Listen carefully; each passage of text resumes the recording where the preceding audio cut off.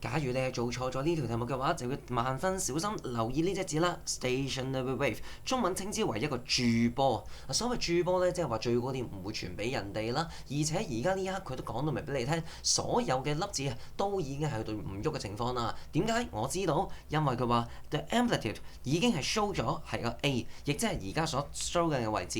咁即係話而家其實正式去到最盡頭嘅 anti-loop 咧，佢已經係唔喐嘅狀態咯喎。一個唔喐就全世界都唔喐，你唔喐我唔喐，阿 P 就會係靜止不動嘅狀態啦。所以到最後尾，我哋會話佢邊個圖畫關於個 ST graph 係啱嘅咧？首先你一定會 follow 咗個答案 A 啦，因為佢本來已經有一段高度噶啦嘛，所以佢唔會喺零出發，喺零出發就已經錯咗噶啦。但係關鍵地方，佢係個 stationary wave，佢有冇機會升到上大家 A 嗰度啊？係絕對唔會㗎。考評局今次係陰大家，以為佢係 travelling wave 咧，你咪有機會揀咗答案係 C 咯。但係正式佢只會係最高一格、最低一格，所以最後答案係 dot 啊。